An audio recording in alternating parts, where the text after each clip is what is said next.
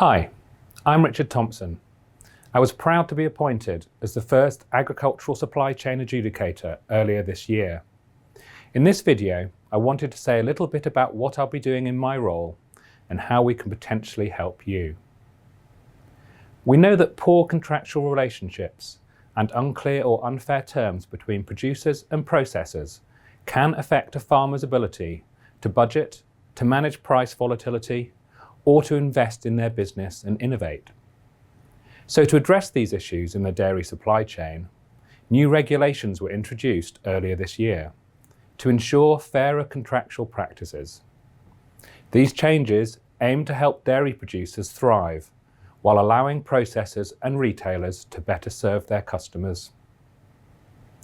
Since starting in my role in the summer, I've been welcomed by dairy producers and purchasers alike, both virtually on introductory calls and in person at dairy shows, on dairy farms and at milk processing facilities.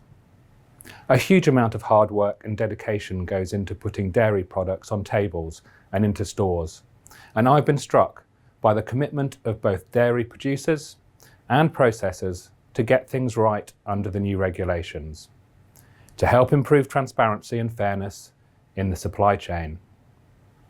These experiences have given me confidence that by working together, we can improve the dairy supply chain for the benefit of all.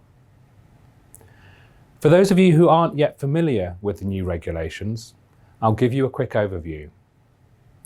The snappily titled Fair Dealings Obligations Milk Regulations 2024 set out clear rules for how milk purchase contracts must operate.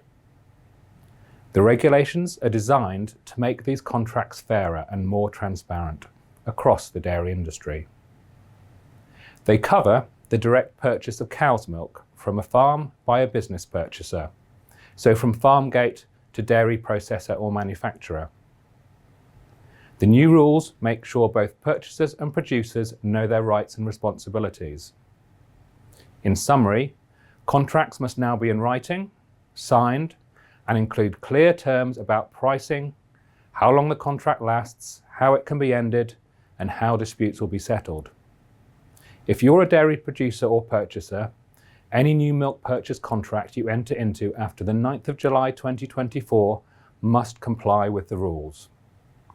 And by the 9th of July 2025, all contracts, new and existing, must meet these standards.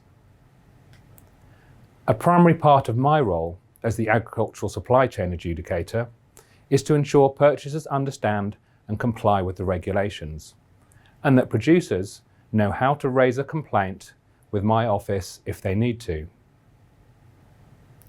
A producer can make a complaint if they don't have a written milk purchase contract, if their contract is missing something the regulations require, if their contract includes something that goes against the regulations, or if a purchaser varies the price and doesn't explain, if asked, how they reached that new price within 7 days of a price review.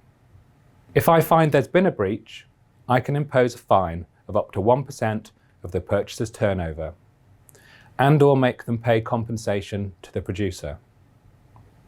We've published full guidance on the regulations, my enforcement role, and how to make a complaint on gov.uk. However, I know making a formal complaint can sometimes feel like a daunting prospect. My goal is to make the process as open and accessible as possible. I want everyone, whether a producer or a purchaser, to get a fair, prompt, and easy-to-use service where we can reach resolution as quickly as possible. But my role isn't just about formal complaints. It's about improving fairness and transparency in the supply chain, which also means raising awareness about what's working well and what's not in the dairy market. It's about encouraging best practice and influencing positive behaviour change.